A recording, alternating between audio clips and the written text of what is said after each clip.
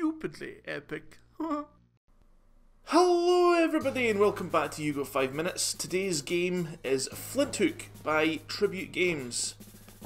Tribute obviously extremely well known for their sort of throwback, sort of retro style games with their excellent animation style and pixel art and their chiptune music. Absolutely phenomenal sort of indie developer that is just like oozes quality for whatever they put their fingers on, you know. Whatever they put set their mind to, it's always a good time with Tribute Games. So this game, Flinthook, as you can see, you got this wee kind of skull-hooded character, or ghost-faced character, who has like a wee cool grappling hook mechanic. And how you use the grappling hook is you use the left analog stick, and you'll notice every so often there's like a little crosshair that appears, like a wee pink crosshair, and that's like where you're aiming with the left analog stick. And you would tap R2 to throw the grappling hook out, and you can grapple to these little sort of like gold diamond shapes that are scattered around the screens. I just picked up a gun there. You've got like weapons in that as well. There's a slow down time mechanic as well. So if you've got like force fields that you can't get past, you can slow time down and jump through them, which is pretty cool. I think the game's procedurally generated as well, because like I've done this level and then I tried the next level, got killed, and then tried it again, and it was a different sort of layout.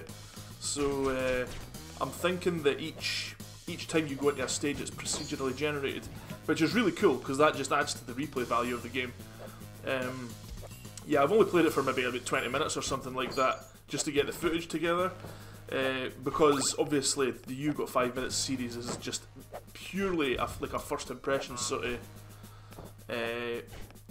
Like there's been some exceptions, but it's generally a first impression sort of series of like put the game on, see exactly what you get to start off with for the first maybe 10-15 minutes of the game.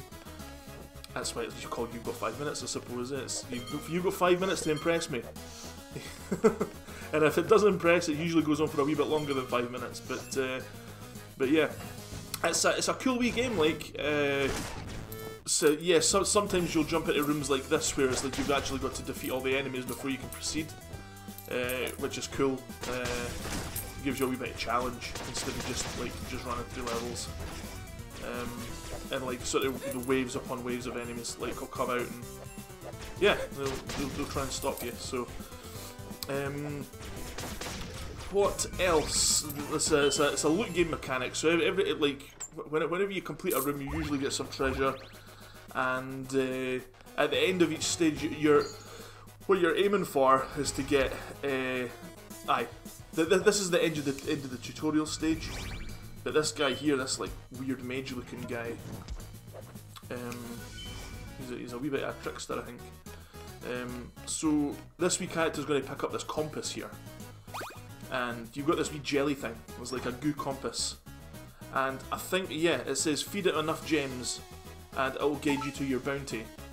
So I think what you've got to do is you've got to go to stages, and then when you complete a stage, you'll get a certain amount of those gems that you're meant to feed the compass. And see, here's a bounty here. It says you found a bounty. There's a bounty card. So like, once you've finished each level, and you've got your however many gems it requires to like find the bounty, then you can go on to the sort of boss stage, you know. So I've got to use 3 gems to find that bounty there. That's what the wee skull thing is, the wee diamond skull thing. And whenever you select a level, that has a certain amount of gems in that level. The level that I've selected has only got 1 gem in it. Like like looking at all these mechanics after the fact, and like watching the sort of pre-taped footage, like I'm actually starting to understand it a bit better myself now. So it's a wee bit weird. The last time I actually died in the first sort of proper level that I did, so like that's been cut out. But like It was just to do something stupid, because like in the tutorial level it shows you that you've got, like, in order to burst bubbles you've got to use your grappling hook on them. Like, anything surrounded by a bubble you can destroy it by, or destroy the bubble by hitting it with a grappling hook. And I never paid attention to that. There was like an enemy like surrounded by like a bubble, and I was like, how do you kill him? And try to shoot him for total ages, and then like he killed me, and it was just really annoying because like I had to restart the level. But then obviously looking back on it now, I'm like, obviously you've got to shoot it with the grappling hook to destroy the bubble. I get it now. But yeah, I really do like the art style, man. Like, Tribute Games is so good when it comes to their pixel art. Like, I mean, I used to really like drawing, and like I used to fancy myself like a bit of an artist myself, okay? But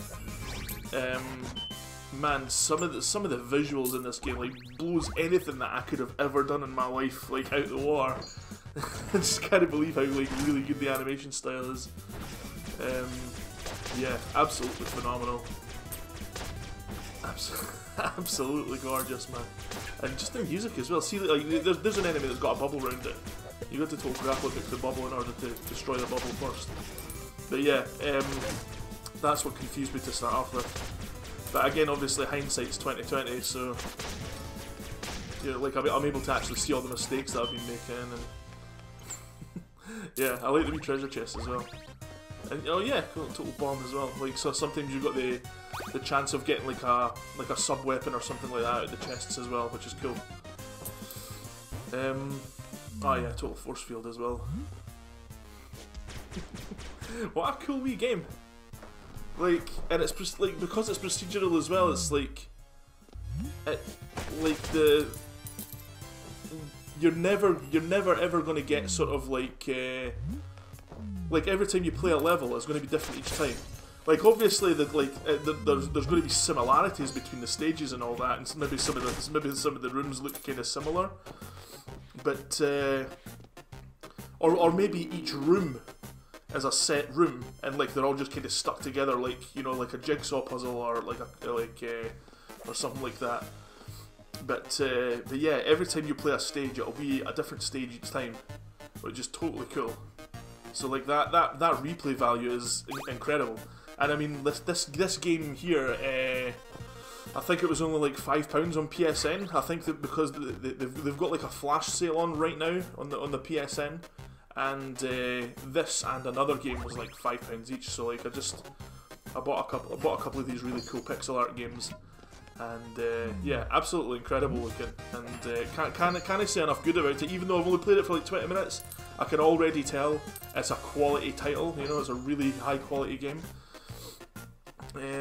Yeah, so you got like shops in that as well, like be able to like buy extra foods to give you health back and stuff like that, which is cool. Yeah, man, like I like the design of the main character as well. Like, I don't know what he is. He's just got like a wee bag on his head, like he's a ghost, but he's not a ghost. And just like the traversal mechanics of the hook as well, like it feels really good. Like, initially to start off with, I thought it was going to be like you use the right analog stick to aim the hook, and like the left analog stick's purely for the character movement. But no, it's wherever you're aiming with the left analog stick.